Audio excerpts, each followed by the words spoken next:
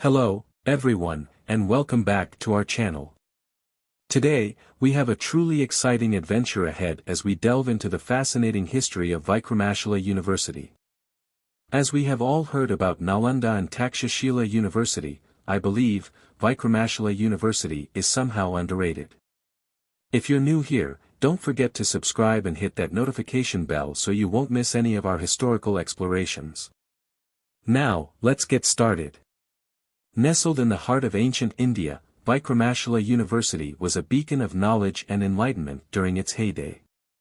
Established by the mighty King Dharmapala of the Pala dynasty, in the late 8th century, this institution stood as a testament to India's commitment to education and learning. The university was a major center for the study of Buddhism, attracting scholars and students from across Asia. It housed thousands of students and monks, making it one of the largest Buddhist universities of its time. It played a crucial role in the preservation and dissemination of Buddhist texts and philosophy. The architecture was a blend of Indian and Tibetan styles, which is evident in the remnants we see today. The layout included various monastic cells, stupas, meditation halls, and a central temple. It was a truly magnificent complex. The university was strategically located near the Ganga River, providing an ideal setting for contemplation and study.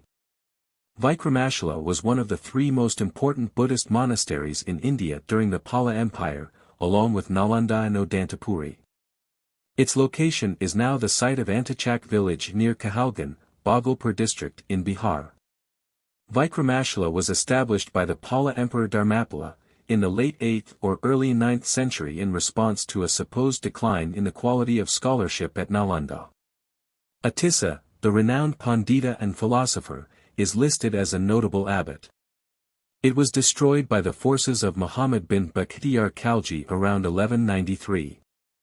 A number of monasteries grew up during the Pala period in ancient Bengal and Magadha. According to Tibetan sources, 5 great Mahaviharas stood out. Vikramashila, the premier university of the era, Nalanda, past its prime but still illustrious, Somapura, Odantapura, and Jagadala. The 5 monasteries formed a network, and all of them were under state supervision, and there existed a system of coordination among them. It seems from the evidence that the different seats of Buddhist learning that functioned in eastern India under the Pala were regarded together as forming a network, an interlinked group of institutions, and it was common for great scholars to move easily from one university, or Mahavihara to another. Vikramashila is known to us mainly through Tibetan sources, especially the writings of Taranatha, the Tibetan monk historian of the 16th–17th centuries. The remains of the ancient university have been partially excavated in Kahalgan Bhagalpur district, Bihar state, India, and the process is still underway. Meticulous excavation at the site was conducted initially by B. P. Sinha of Putna University, from 1960 to 1969, and subsequently by Archaeological Survey of India, from 1972 to 1982. It has revealed a huge square monastery with a stupa in its center, a library building, and cluster of votive stupas. To the north of monastery a number of scattered structures including a Tibetan and a Hindu temple have been found. The entire spread is over an area of more than 100 acres.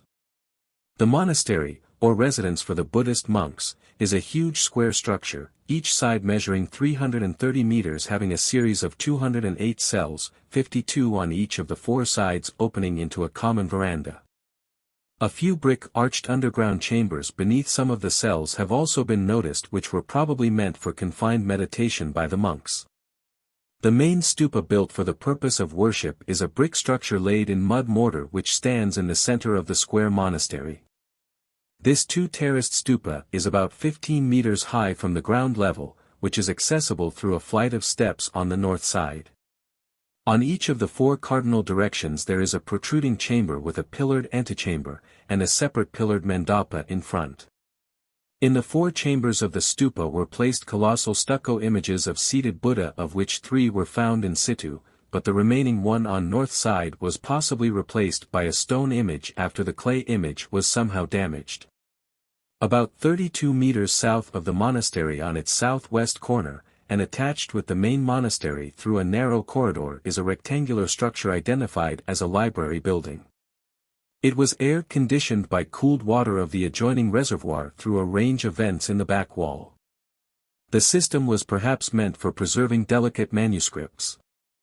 A large number of antiquities of different materials, unearthed from this place in the course of excavation, are displayed in the site museum maintained by the Archaeological Survey of India. The vast majority of the manuscripts contained within Vikramashila's library have been lost following multiple historical upheavals including raids of East India led by Bakhtiyar Khalji.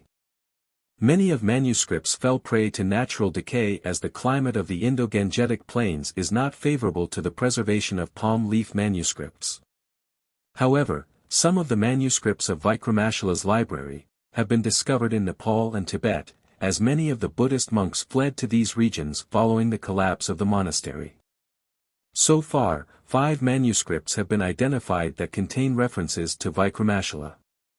One of these manuscripts is currently held at the British Library, references the glorious great monastery of the King Vikramashila.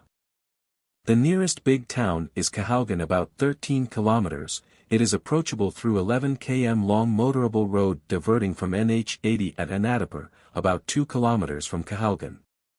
Vikramashila railway station and Kahalgan railway station are situated on the Sahibganj loop line near the area. Lately river cruises from Kolkata to Varanasi have started, which also stop by the Vikramashila ruins.